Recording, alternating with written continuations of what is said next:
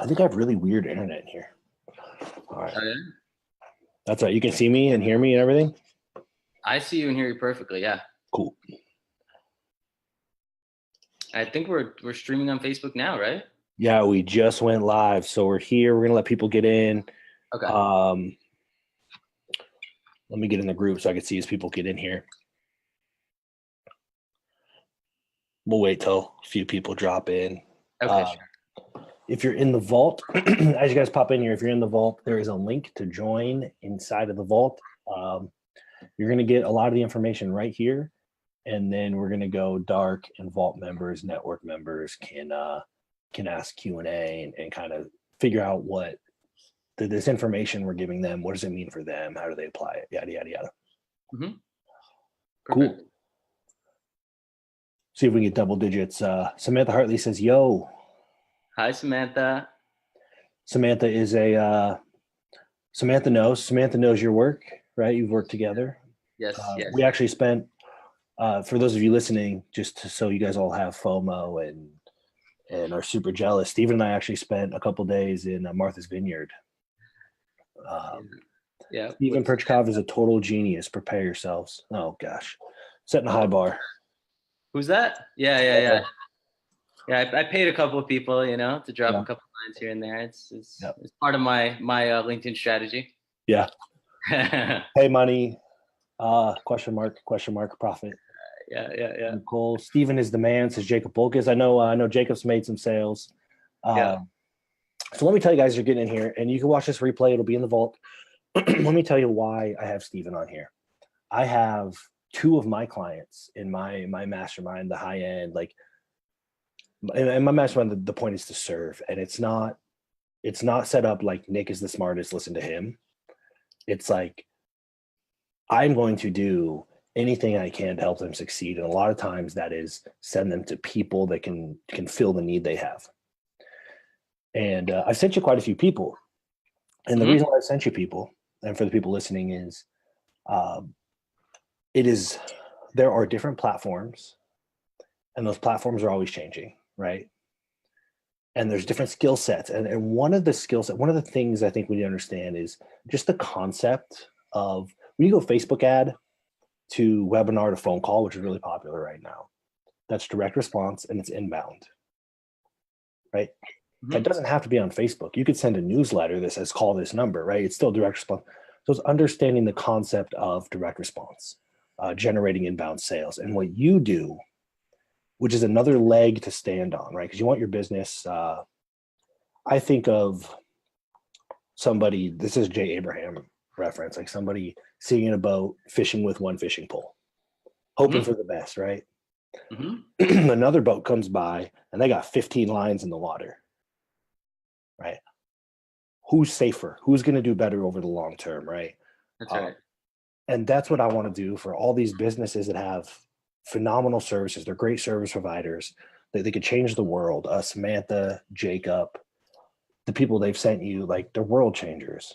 Mm-hmm. The problem is a lot of them are sitting on one, maybe it's blog, maybe it's YouTube, maybe it's Facebook. They have one leg to stand on. If that leg gets kicked out from under them or slows down, that limits the impact they can have on the world. Mm-hmm. So all that to say, what you offer and why I want to have you on here is it is a new concept to a lot of the internet marketers is direct outreach. Finding your prospect with whatever kind of targeting you use, reaching out to them, starting the conversation, and then moving that to a sale, which is what, for those of you listening and maybe you've tried LinkedIn, Steven is the best I have seen at getting LinkedIn conversation to a phone call that results in a sale. Mm-hmm. And so those of you that are sitting on Facebook and saying, what the fuck do I do? I'm stuck on Facebook. I'm in trouble. For those of you that are trying to figure out where do I get clients? How do I do it? I'm just going to let Steven jam on the concept of this direct outreach, how he does it, how he gets people on the calendar or engage in conversation. And I really want to talk about, or I want you to talk about, why are they ready to buy? Because I know people that generate hundreds and hundreds and hundreds of LinkedIn conversations, Mm-hmm. It's just like, hey, let's hang out calls, and nobody ever sells anything. So um, Jacob says he is an artist. It's crazy. So you're an artist now. Talk about your art, man. You give us the overarching, like, what's your background? Why do you have this skill? And Yeah. how do we hit LinkedIn? How do we go to LinkedIn from a place of service and make sales without just talking to everybody for free all the time? Yep. So yeah, I mean, I'll start off with my background, and then I'll get into, what I do and my approach a little bit. And my background has predominantly been in enterprise sales, working at technology startups for the last 9-10 years or so. And, working in environments where you're trying to bring something new to the market, that, you're trying to evangelize a new technology, a new idea, sometimes with not so much of a budget, sometimes with a budget, but not enough of a system fully built out yet. And my success in those environments has always been creating systems of outreach that essentially we're outbound, right? I've done that at a couple of startups. I've done that, one startup, I did another, and then I was like, okay, great. This keeps happening. I keep creating pipeline by bringing these things into the mix, which initially was cold email systems. I was like, okay, great. Let me see if there's other startups that can use this. And then I started, that's how my consulting practice essentially started. So the benefit of outbound compared to, some of the other strategies in general, like inbound or ads, is that typically they're very free. They're free. They're cheap. They're relatively easy to set up and get started with and get momentum with pretty quickly. And then the third one is they're very direct, right? So as opposed to just nurturing for months and months and months and letting clients and deals flow to you, which is a great strategy as well. But that could take months, sometimes, years to get that started. This is just directly for the jugular, systematically going out to people, making offers in a way that's, that's intelligent. And when you do that well, you're gonna start conversations and get things moving. The way that I'm going to stop you real quick for a few reasons. One, this is in the group Preeminence Unleashed, and it is going to go in the Preeminence Unleashed vault. The key being preeminence. So I'm bringing on service providers that represent this concept, this philosophy of preeminence. And I'm saying that because Samantha dropped in here. Stephen does non-skeevy outreach, and she wanted me to specify that. And I think it's really important that you say, because I love it. It's straight for the jugular, right? Mm-hmm. But it's from a place of service. It is not, like Samantha would say, it's not skeevy. So keep going. Just keep rolling on. Sure. Absolutely. And then where this current offer evolved with LinkedIn essentially is that I've been doing some work for a digital agency that was a marketing agency focusing on startups. And I was trying to use some of my approaches. I created these email systems initially, created targeted list of contacts, sent value-driven emails, but it wasn't working, right? It wasn't working. I wasn't getting the reply rates or the meetings that I typically get with some other strategies. And at the same time, I knew what was emerging with LinkedIn, with the kind of boom with LinkedIn. I'd always use LinkedIn, but always as a supplementary to email. And then I just started reading pretty much all the different thought leaders and all the experts on LinkedIn to see what they were doing to help get meetings for clients and consultants. And it definitely gave me some ideas for sure. But actually applying all the systems that were out there weren't a fit for me, because pretty much every system that's out there with LinkedIn currently suggests creating a drip sequence, an automated drip sequence with bots, and just kind of going for it. And it's kind of like this spray and pray thing. And that's the same thing that I never did with the cold emails. Everything that I did was always or at least, attempted as much as possible to create small lists and find that Pareto principle where, you get the maximum results with the minimal efforts. You can't just spam everyone and just expect a ton of business to come to you. But if you keep it really targeted, but still automate some things, you can find that balance where it still feels personalized. So that's my philosophy for everything. And I took that philosophy to LinkedIn, and the approach that seemed to make sense for me most was with some of the connection requests, I would create audiences. So for essentially for LinkedIn, what I did for this client is I created very targeted audiences, not just tech companies, not just, software companies, but companies that just raise funding, let's say, right? So I'd research all the companies that just raised funding. I'd make that list within LinkedIn. And then the messages that we would send, if they were automated at all, would be congratulating them on the funding that they just raised and trying to make a relationship and a connection. So that outreach was, is different than what most people see in their inbox, which is, hey, I want to add you to my network, or hey, I want to, sell you this thing. It was a congratulatory measure that looked well researched, right? Mm-hmm. And then from there, I couldn't figure out how to create a drip sequence that wouldn't feel automated. So instead, what I did was I started writing initially those second message personalized until I found something that worked, that found a hook. And it wasn't direct for that particular vertical. It wasn't going direct. It was inviting them to be on a podcast or something subtle that was essentially luring them to come on a call, to build a relationship, to add a little value, because I knew that these clients are 5K, 10K, 20K a month clients, things like that. So it would be just having a conversation with them on the phone is worthwhile. This community, this person, this company raised tens of millions of dollars, something we could come up with on the phone without me directly pitching, especially since this agency had a number of different services. So once I found out the structure of what worked, then I realized that basically I had a template. And as long as the first couple of sentences were personalized and researched, the rest could be relatively a template, and it would look like a well-researched personalized message. And once I did that, then I can hire a writer to help research those two sentences. And I had a process that I knew now that if I send out 50 messages, I'll get at least 5 meetings. And then I can come back to the people who didn't respond with other stuff later.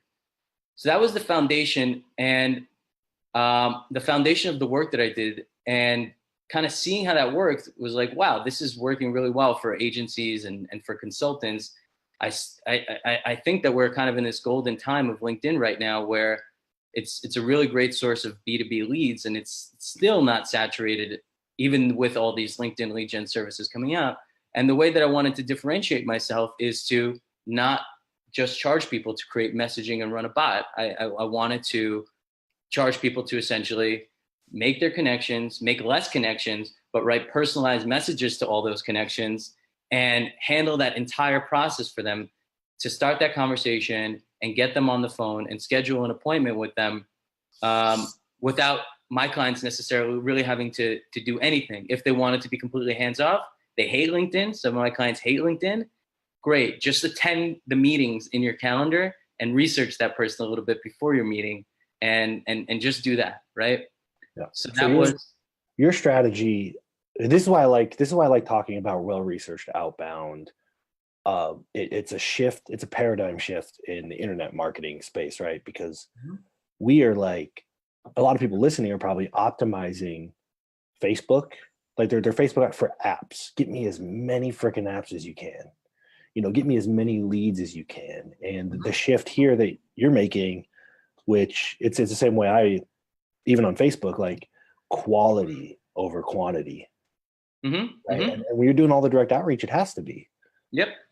So that's a big shift. And I think an important thing, and I'm just helping people understand, right, this conversation about like why this is so important. And to me, it seems like a lot of effort to like research this person and custom message and to find out who has funding. Like it seems like a lot of work, but in reality, if you zoom out, sitting there staring at a bunch of unqualified inbound leads is probably as much or more work. Yep. Everybody listening, I just understand that like at first you go, man, that's a lot of work. I promise taking the time to build a system that biases quality over quantity is going to be less work in the long run. You do that so well. Thank you, man. Thank you. Yeah.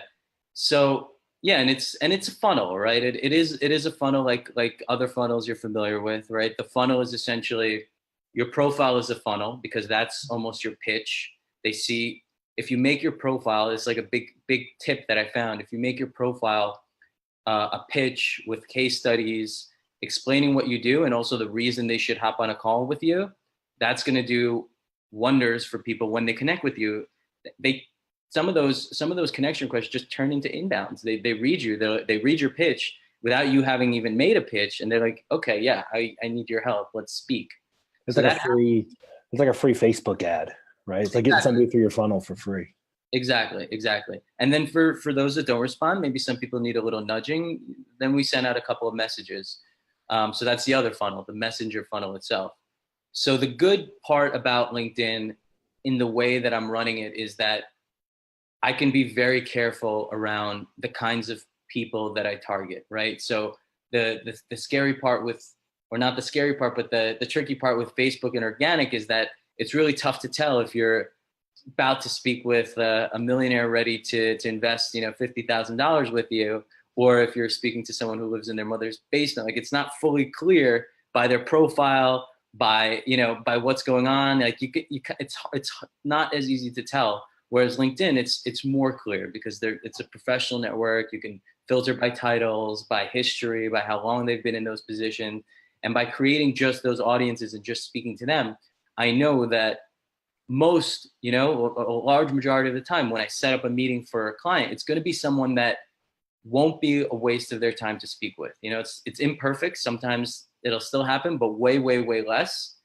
And then if that conversation is worth something to you with a high level person, then, you have that conversation and now you can kind of brainstorm around, different ways to work with them.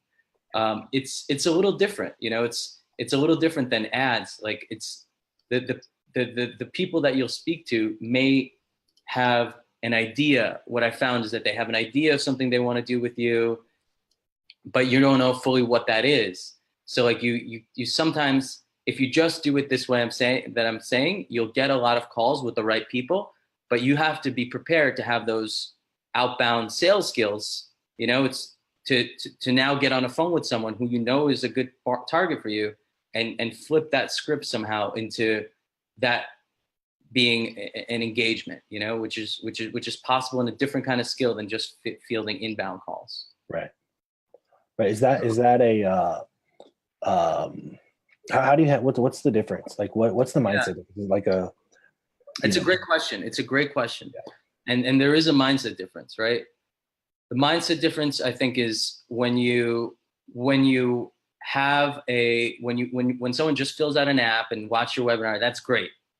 That's awesome, right? That often at times is awesome. They're like sales ready. The problem is that a lot of busy business owners who are some of the most high value people to your business, they won't go through that process. Yep. Therefore, LinkedIn is just like, let's target the best and let's get conversations with them. When they come on the phone with you, what actually happens there? Hopefully the funnel is set up in such a way where your profile warms them up a little bit to what you do and to the idea of working with you. That often can be the case, right? And then when they actually get on the phone with you, sometimes they don't know exactly, or you don't know exactly. You have to start that conversation and treat it almost as a strategy call out of the gate, right? You want to learn about their business, ask them about their business, let them talk about themselves, and find out where the problems are, and then just start adding consultative value and solutions. And a lot of times these people are coming with that, even though it's not completely, they didn't fill out an app, but they're coming with that idea because they saw your profile, because they need help in their business. In an ideal situation, why would they be wasting their time speaking to you with your service if it's just general networking, right? For a lot of business people, they're looking for something. And then when you can provide that solution and dig in and help them. So it's almost like you're doing some of the app on the phone, kind of, is to some extent one way to phrase it. So that's a little bit of a different approach and mindset when you get those phone calls from LinkedIn. Yeah. And I'm going to tell the people here, because this whole group, everything I do, you spent time with me in person and a few times, right? A lot of what I'm doing is like slowly trying to shift people's paradigms and expectations. And I totally understand the water faucet of leads people sell. Like, you just turn this on and they give you a bunch of money. But you're talking about $10,000 a month or 25 grand a month. I was at the Abraham group and people pay them 25 grand a month for consulting, right? Jacob said providing opportunity versus leads, which is a great, to me, that's a great way to articulate the whole concept of providing opportunity. If you have a service, expect nothing less from Jacob than to find the right sentence to encompass the whole thing. But if you have a service that is truly worth $10,000 a month, and you really want a $10,000 or $20,000 client, the expectation that they're going to go from not knowing who you are to giving you 20 grand a month after one phone call without building a relationship or solving some of their problems for free just to show that you know what you're talking about, right, is not realistic. And so again, just to get over that, like, oh, well, multiple phone calls, like if you want high quality, high ticket people, you're gonna take multiple phone calls anyway. Right. And this is the sales approach. So I just want to give people that, because there's still this like Facebook ad, webinar, and a $25,000 a month client is way more likely to buy from a conversation, build trust, than they are from a webinar. I don't know anybody that makes millions of dollars that sits around and watches webinars.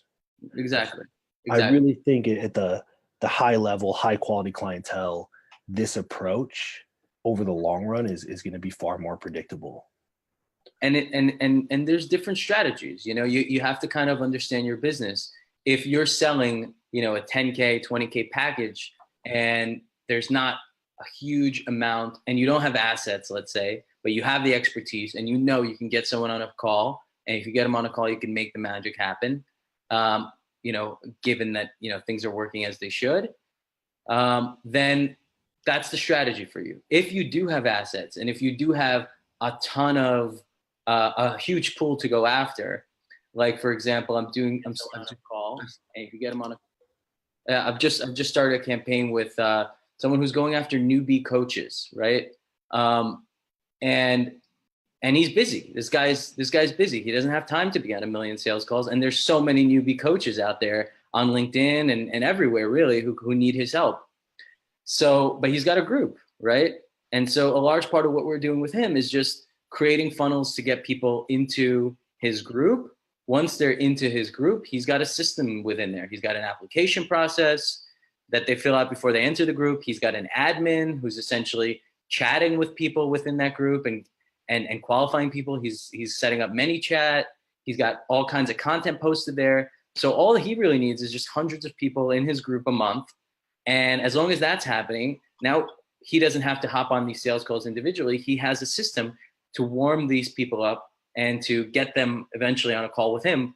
But his whole thing is, I want to take at most 5 sales calls a week, and I want to close 2 or 3 of them. I want to build a system to make that happen. That's a different strategy where you start blending LinkedIn and Facebook. That works really well. It can work if you don't have a group, if you have a webinar or something else. There's other ways you can try to take them off LinkedIn, not directly to a phone call necessarily, but get them into your marketing machine. Yep. These are other strategies that, if just phone calls with the right people is not your thing and you have other things you can do, then do that instead. Yeah, I'll share well, the direction I'm going, because it's similar, right? We've talked about it, and I actually have somebody else that does my LinkedIn, because I just bias the conversations versus the sales at this point. But now it's a matter of, because I have a secret weapon in TIM, big data, and retargeting. If I could get them to this page, and on that page I can put a video that's just packed full of value. I just give away free stuff, right? And then I have like 20 pixels on that page, Snapchat, LinkedIn, Facebook, whatever, ad roll. And then I just follow them around the internet for dirt cheap everywhere but Facebook, right? So it's the same idea, like come from LinkedIn, hyper targeted, well researched. They are probably the person, and I'm getting them for free, right? Yep. And then I can follow them around the internet for a few cents, as long as it's not Facebook, because Facebook's expensive. But it's the same concept of That's awesome. Using LinkedIn to get them into. To me, you hit this one page that I have, boom, and I follow you to the end of time. You're happy. And that's Same idea though, like where do those leads, how do I not lose my ass with unqualified leads? And this is when we started talking, it came to me like that is a very like that's an awesome solution, is you just get hundreds and hundreds of people to see that page from LinkedIn.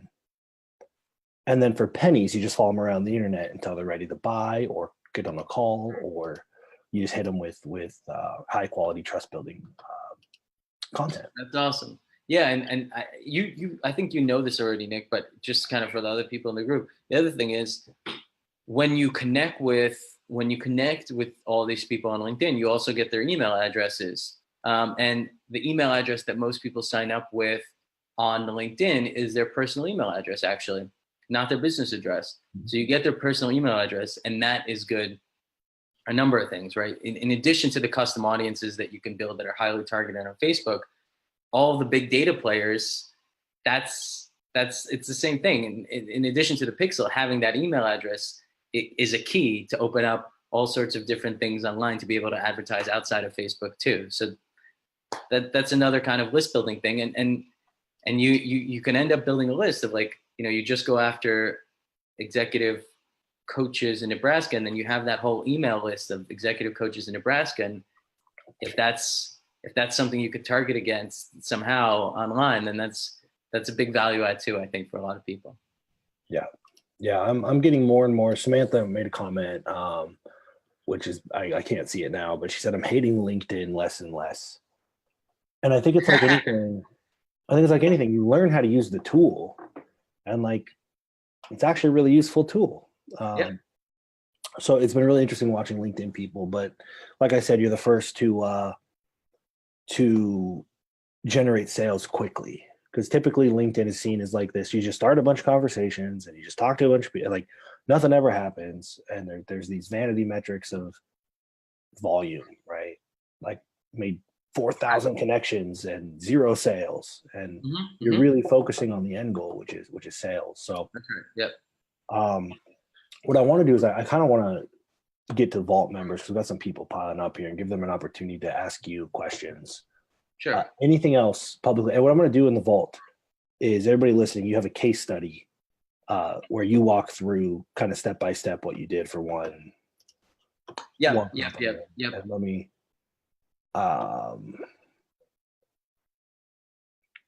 So here you have how to optimize the profile, how to build the audience, how to messages and replies, nurturing and scheduling, and then the actual sales support and enablement aspect. And I'll pop that in the Vault. So if you're a Vault member, you'll have that. Yeah, there'll be some tips there, messages that have worked. Maybe it'll spark some people's ideas. Anything else to the public group, just as a public facing Permanence Unleashed, anything you want to give them, any seeds you want to plant, things to think about that may help them in their direct, even if it's not on LinkedIn, just their direct outreach. And then maybe 1 or 2 tips, like overarching LinkedIn and look at this, right? Give a few things to do on LinkedIn. Right? Overarching thing around direct outreach is just don't be lazy. Like that's with outbound and stuff. Like don't be lazy. If you're going to go for it, don't spam people. Be smart. Think about how you can strategically make connections and find ways to blend automation and personalization in that sweet spot where people aren't sure if this is automation at all, or feel that it is personalization, or feel that it is very, very personalized. So that's the key. That's the key to scaling with outbound. That's been my focus my entire career, to get meetings and that's the name of the game. So always think, how can I make this more personalized while scaling as much as possible? That's the mindset. That's just the mindset in general. And I'm just gonna, because I watched, we sat together while you started building out somebody's campaign, and I was just sitting right there. And that really is the key, and that's kind of the issue that a lot of people have. And I tell them it when we talk, like, don't be lazy. Take the time. And if you're not going to take the time and you can pay somebody like Steven to do it because he's not going to be lazy, right? But those are really the out there. There's I don't know that the middle ground in inbound, outbound ads. I don't know the middle ground. I don't really want to do the work, but I don't really want to pay somebody else to do it. Is going to work anymore. I think there was a time where you could write a good ad, build a good webinar, and be decent at sales and get by. But don't be lazy is probably the best overarching concept. Yeah. of all time. So cool, man. We got some people here. So we're gonna go dark on Facebook. Vault members, network members, we have an opportunity to have 20 minutes to just jam with you and ask questions. Samantha says Steven is not lazy. When does he sleep, I wonder? It's true. We're working on getting his workload lightened up a little bit, but we're gonna hit the vault. So there's a link in the vault. Just go into the vault. It's on the very first foundational page. There's a link to get in here. And if you have any questions, you could drop them in the comments. And if Steven wants to swoop in and answer and provide service, more than welcome to do so. But we're gonna stop live stream and